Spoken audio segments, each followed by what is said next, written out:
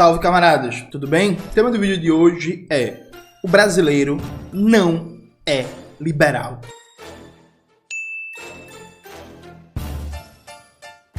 Antes de começar propriamente o tema do vídeo do canal, quero muito agradecer a você que ajuda a manter e melhorar nosso canal a partir do Apoia-se.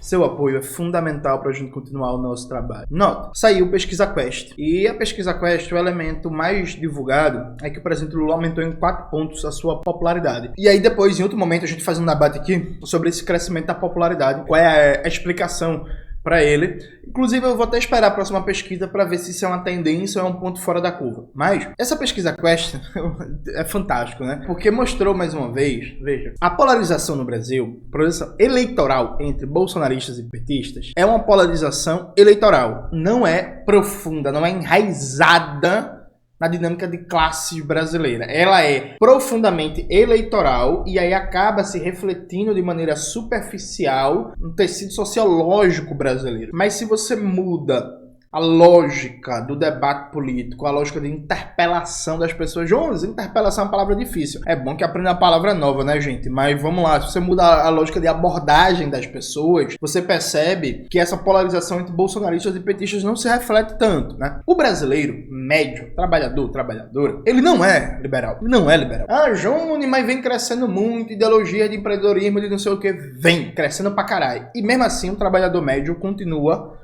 não sendo liberal. Isso não vai durar para sempre. Isso vem muito de experiências concretas do povo trabalhador brasileiro com o neoliberalismo, com inclusive as políticas da direita oligárquica, agrarista e tal, desde a época da UDN, do pré-golpe de 64, quando políticos chamados de populistas faziam um sucesso gigantesco com a classe trabalhadora. E o nosso povo, apesar da covardia do que se chama de esquerda, a partir do avanço da propaganda liberal, ele continua com a percepção político-eleitoral imediata de tendência à esquerda na economia social-democrata. Aqui alguém vai dizer assim: tá vendo, Jones? Então o caminho é investir na economia e não nas pautas identitárias. Meu irmão em Cristo, eu não vou repetir mais uma vez, que eu já expliquei em vários vídeos, que o mal chamado identitarismo diz respeito a uma forma de abordar as opressões, a sua compreensão e a luta contra as opressões, machismo, racismo, LGBTfobia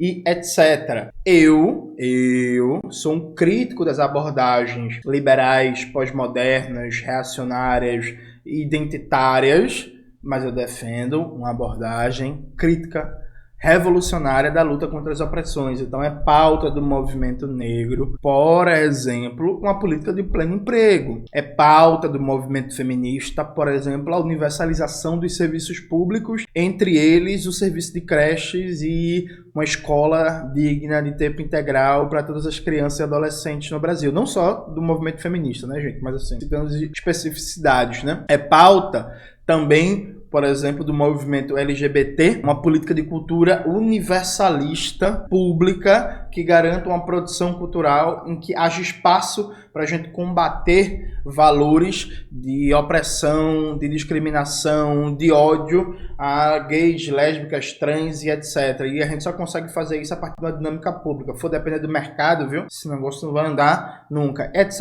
etc, etc. Então veja, vamos pegar aqui os dados da Quest, que eu acho que é muito interessante para a gente ver. Veja, a Quest está perguntando diretamente sobre as opiniões de Lula, né? E aí, esse ponto é relevante porque induz sobre quais são as perguntas. Mas, vamos lá. As perguntas da Quest. Salário deve ser aumentado todo ano acima da inflação? 90% dos ouvidos na pesquisa dizem que sim, gente. 90%. Juros no Brasil são muito altos? 87% diz que sim. 87%. Carnes consumidas pelos mais pobres deveriam ter isenção de imposto? 84% diz que sim. Esse dado aqui, inclusive, indica... Já tem várias pesquisas, inclusive na praça, mostrando que a maioria da população é a favor de uma reforma tributária real, não é essa que está sendo passada agora no Congresso. Isso não é reforma tributária. A reforma tributária que tira imposto da classe trabalhadora e da classe média e coloque para a burguesia, para a classe dominante. Então, esse dado reflete essa tendência. A imensa maioria do povo brasileiro é a favor de uma reforma tributária de verdade, percebe? Temos que fazer um pente fino para tirar a irregularidade do CAD único, 83%. Veja, essa pergunta, essa resposta remete muito. O brasileiro ele tem um senso de moral muito apurado. Alguém pode dizer assim: ah, Jones, Mas isso é contraditório, porque o Brasil é o povo do jeitinho, é o povo do levar vantagem. Eu acho essa sociologia meio vulgar e meio pobre, não acho que é por aí. Mas mesmo se fosse, as coisas não são incoerentes no sentido de que não podem conviver juntas. A incoerência, inclusive, faz parte da vida social humana. Mesmo que isso fosse verdade, e eu nem acho que é possível você ter um povo que tem como prática socialmente generalizada o jeitinho, o levar vantagem. Veja, repito, nem acho que isso seja verdade, acho que isso está incorreto. E mesmo assim tem um senso de moral muito elevado, um senso de pouca permissividade, né? De tolerância à corrupção, ainda que alguém possa dizer, mas Jones, no Brasil o bordão rouba, mas faz. No Brasil uma certa tolerância com a corrupção. Veja, há uma tolerância no sentido de que uma parte significativa do brasileiro médio, por uma série de questões que não dá para abordar nesse vídeo, acredita que a corrupção é a inerência da política. Mas mesmo assim, mesmo acreditando nisso e tendo uma postura meio que passiva frente a isso, continua havendo um sentido negativo. Tipo, é político, é corrupto, todo mundo rouba, mas não é porque todo mundo rouba que esse bicho não é um ladrão também não. Ele é ladrão também, ainda que seja um ladrão que faz alguma coisa, que ajuda e tal. Então, a dinâmica de consciência do senso comum, ela é muito mais complexa do que uma articulação de frases lógicas perfeitas, né? E, por último, o governo não deve satisfazer ao mercado, mas aos mais pobres. 67%, gente. 67%. Aí aqui tem outra pergunta, né? Concorda com as críticas de Lula à política de juros do Banco Central? 66% sim, só 23% não. Veja, é mais uma pesquisa, de tempos em tempos a gente tem isso, que mostra que o brasileiro médio acha que saúde e educação tem que ser responsabilidade do Estado, acha que é papel do Estado intervir na economia, que não é o mercado que deve conduzir as coisas, que acha que rico tem que pagar mais imposto, que acha que tem que aumentar o salário mínimo, que acha que tem que ter mais benefício social, que acha que tem que combater a desigualdade, etc, etc, etc. Veja. E mesmo os dados sobre privatizações, embora esteja melhorando para o liberalismo, ainda há uma forte resistência na sociedade brasileira a privatizações. O grande X da questão é que essas pesquisas elas medem muito sentimento eleitoral. O sentimento eleitoral não organizado, ele não necessariamente se traduz em força política. Veja, a opinião média não organizada não se traduz em força política, né? Uma opinião, ainda que minoritária, organizada, se traduz em força política. O fator central aqui é a organização, é transformar uma opinião majoritária em organização popular que expressa força política. Mas o centro da questão é, o povo brasileiro, ele é muito inteligente. É o que, João? Gente, desculpa, viu? O povo brasileiro é muito inteligente. Essa frase pode chocar várias pessoas, né? Dizer que o povo brasileiro é muito inteligente. Eu de verdade acho. Vamos olhar por um prisma aqui diferente. Veja, você e todo mundo que é militante de esquerda fala que, presta atenção, fala que o Brasil tem uma das mídias mais concentradas do mundo. Não é isso, a gente não fala isso. Que 5 famílias e uma igreja controlam a mídia no Brasil. E veja, isso objetivamente é verdade. O grosso da mídia no Brasil está na mão de 5 famílias e uma igreja. A igreja é a Igreja Universal, da família Macedo, né? Da família do Edir Macedo. Então veja, a gente tem uma das estruturas de comunicação mais monopolizadas, oligopolizadas do mundo inteiro. Ao mesmo tempo, o povo brasileiro, ele nunca teve direito à cultura e à educação universalizada. A gente é um país com analfabetismo, ainda, gente. A gente é um país em que, inclusive, uma parte substantiva dos brasileiros vai nascer, morrer, crescer sem nunca ter tido direito de ir ao museu, de ir a um teatro, de ir a um cinema, de ler um livro e por aí vai. Sabe? Então é um país em que o mal chamado capital cultural não é socializado de jeito nenhum, percebe? Esse é o Brasil. Ao mesmo tempo, é um país também em que a maioria da população não tem acesso ao ensino superior. E não que signifique muita coisa, mas significa alguma coisa, em termos de que quem tem acesso ao ensino superior é uma camada muito pequena da população brasileira de maneira geral. E aliado a isso, há bastante tempo a esfera política brasileira, do ponto de vista eleitoral principalmente, não tem grandes líderes que façam um debate que seja contra-hegemônico à ideologia, à mitologia neoliberal. Então veja, eu sei que todo mundo gosta de xingar o povo brasileiro, é moda, né? Xingar o povo brasileiro, atacar o povo brasileiro, de não ter esperança, não ter fé, não ter crença no povo trabalhador brasileiro. Eu sei que é moda, né? Vocês gostam de pessimismo, não sei o que, tudo certo. Agora vamos pensar por outro prisma. Quer dizer que a gente mesmo fala, viu? A gente mesmo fala.